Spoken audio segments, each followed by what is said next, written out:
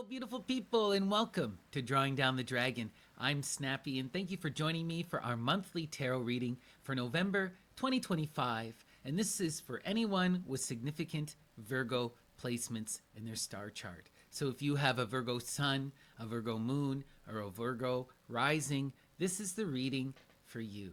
And we go to the Thoth Tarot by Lady Frida Harris and Aleister Crowley. And we'll be doing a 9-card Saturn Square reading. And remember, this is a community reading for Virgo, so take what resonates, discard what doesn't, and trust your own personal intuition above all else. And we invoke Apollo and the Muses and ask them to shine their light upon Virgo, to guide them throughout the month, and to help them to realize the beauty of their dreams. So Apollo and the Muses, what is the empowering and inspiring message for Virgo? Okay, let's take a look. We'll give our cards a quick cut here. Muses inspire. Okay, and our center card and the defining image for our reading is the High Priestess, the 2, wild energy. Aphrodite, Urania, Hecate, the light hidden in the darkness, right? The highest personal muse, the hidden force, that voice that calls us into the profound ideal, the energy of the camel, the one that leads us across the abyss and into that realm of beauty. Profound, profound energy. When we see the High Priestess, this signifies an initiation, a profound transformation. We are called to sit in the self, to be in the silence and in the quiet, to truly engage in the power of perception and to trust in our intuition. Now is the time to listen and to engage that highest muse. Wow, wow, wow. What powerful energy to see here, right? Calling us into that profound occulted perception, to go into the hidden worlds, to listen with our heart. Where do we go from here? Oh, incredible energy. Look at this. Okay.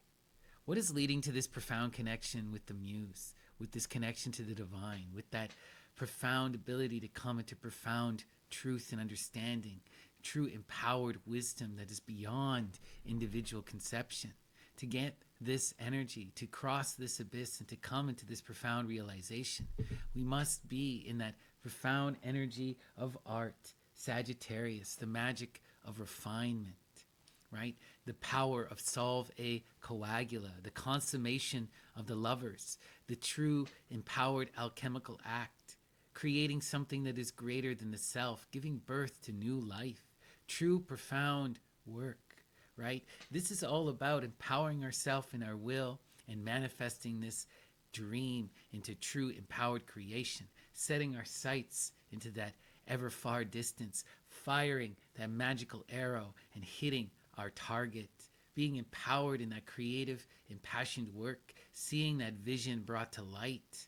Wow, wow, wow. This is really creative, empowering energy, right? It's that creative pursuit that leads us to true empowered wisdom, that helps us to come into our true will, where we can really engage this energy and lead to true realization.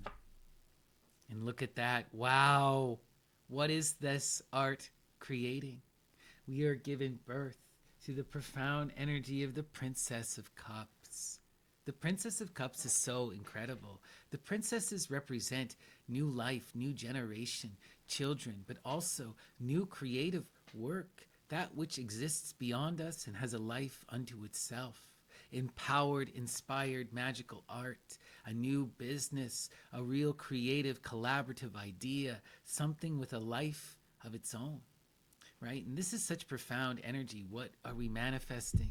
We are helping to create and to nurture the profound princess, and it's this energy that will lead us to such profound revelation, right? And the princess here is the princess of waters, the earth of water, the one who comes to bring that loving cup, that true profound emotional connection, that emotional fulfillment, who seeks to nurture the earth and bring it into profound abundance, to unite us and to forgive us with that soteria magic. Wow, wow, wow, wow, wow. We're really creating loving harmony, manifesting intimate connection and community, and building it in the earth.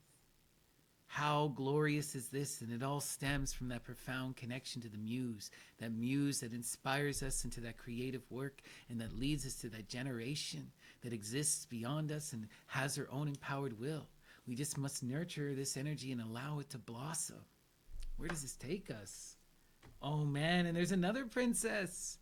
Real incredible creative power here. Two incredible princesses, right?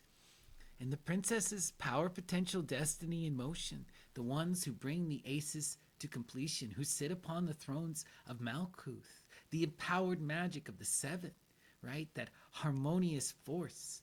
This is such radical energy here. And here we have the princess of the earth of air, the one who comes with new inspired ideas, pursuits of justice and harmony, communication and inspiration, who seeks to take that wisdom, that empowered truth, and plant that seed in the earth to bring that inspiration down into reality, to transform the earth with new profound energy of the air, immaculate wisdom, perfected image, right? Wow, wow, wow, wow, wow.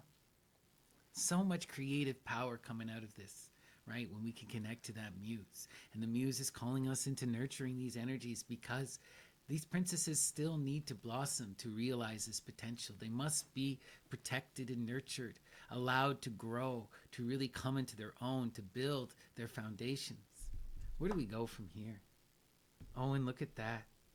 The magic of wisdom, the six of swords, science, reason, the perfected middle path in the air, learning to listen to that profound community, to be in collaboration and cooperation, to be trusting in that communal understanding, the profound wisdom of the totality of human experience born across history, right? This is listening and learning from that profound wealth of human knowledge, facing reality as it is, trusting in the truth. Really, really powerful energy here. And again, like, it's that pursuit of this highest muse that's going to lead us into this profound wisdom. And wisdom and that knowledge of the community, both of these are reciprocal, right? It's that hidden knowledge that leads us here, and this knowledge that leads us here. They help each other out, but it's these two grandiose pursuits of wisdom, esoteric and exoteric, right? That's going to lead us to understanding this empowered energy that we're in, right? We're here uplifting this next generation, really empowering work, creative art that is going to that's going to take on a life of its own and really have an empowered generative beauty, right? What we're doing here is really profound, and it's going to take that true empowered wisdom, that internal divine inner knowledge, that hidden wisdom, and it will also take that grand human knowledge, that true empowered science. Wow, wow, wow, wow, wow. This is interesting. And look at that. We have the Three of Wands, virtue, the magic of Hecate, right? The Three of Wands is the energy that calls us to recognize our will and demands us to see the people around us. This is the great mother energy, the power of the three that calls us into the weave and into harmony in the fire. It demands that we pursue our will, but that we ensure that our will is in harmony with the beautiful people around us. This card says and helps us recognize that every person is a star, that everyone must shine brightly, and that we only come into true fulfillment when others are shining brightly with us. This demands that true empowered virtue. Why must we be virtuous? To ensure that we're living our best life for all, right? To ensure that we're coming into empowered harmony together, right? This is the energy that unites us in the Fosse. Really, really powerful, passionate energy that's leading to profound refinement, to inner growth, and to loving, passionate change, right?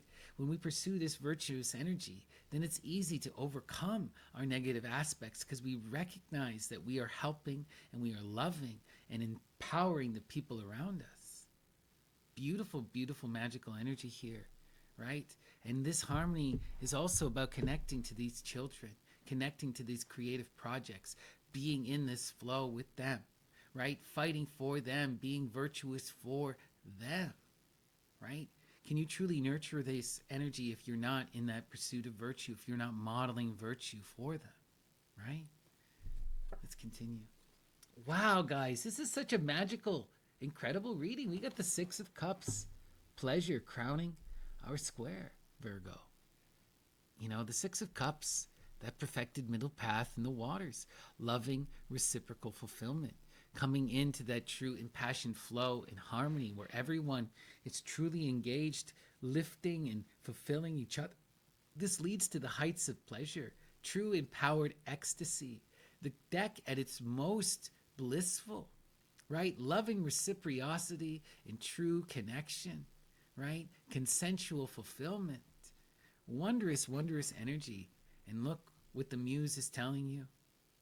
When you can embrace and listen to that empowered community, seek that greater wisdom from the people around you, pursue that virtue that calls you to stand tall and proud and honest and beautiful for the people around you, for these profound children, right? When we embrace these energies and we connect to that highest muse, when we do it for the next generation, when we're in that artistic, creative, empowered, nurturing energy, this leads us to true loving fulfillment, right? Loving reciprocal flow, finding ourselves as a part of something truly empowered, where we're all together in that true fulfillment and sustainable, uplifting energy. Wow, wow, wow. But look, we got the Eight of Swords, interference. There is energy that's getting in our way, right? We finding ourselves in this overthinking moment, right? The Eight of Swords is heavy. This is depression energy, right? Energy that says, I can't, and I won't, and I don't. And it's about this virtue. You know, the pursuit of virtue demands that you be virtuous, that you discipline yourself, that you stop with the negative behaviors, that you empower yourself in righteous action, that you recognize the beauty of the other.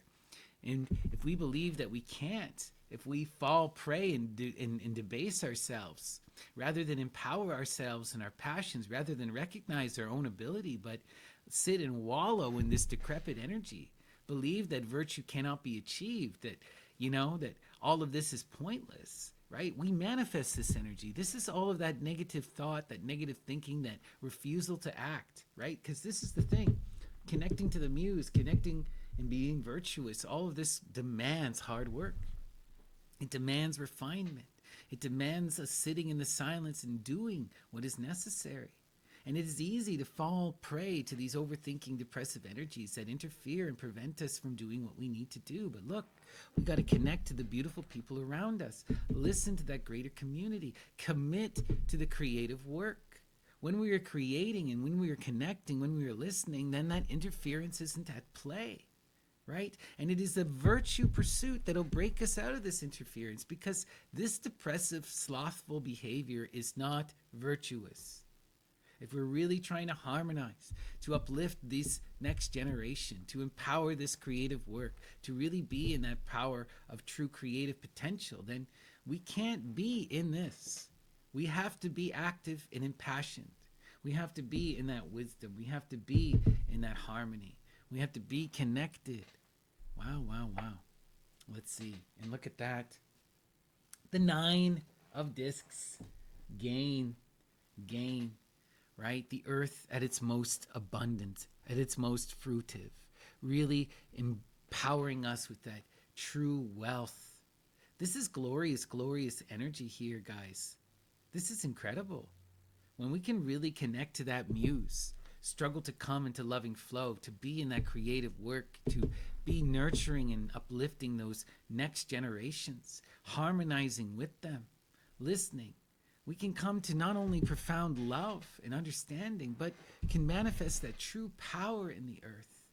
The Nine of the Discs is incredible, right? This is the earth at its most abundant. This is the earth at its highest potential, right? This is true power. And when we are in that energy, you have to share it. You have to use it. You have to put it into action. Otherwise, it will destroy you, right? This requires deep responsibility, all of that power. You can't be bound up in this depressive energy, you know? That's what's preventing you from engaging in this.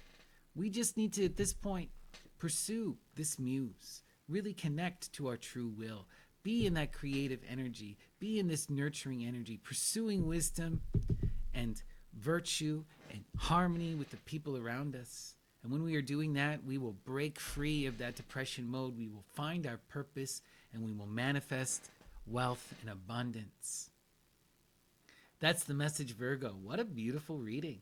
Happy November. I hope that resonated with you, and I hope I see you again next month. Peace and love, Virgo. What a great reading. Until next time, take care.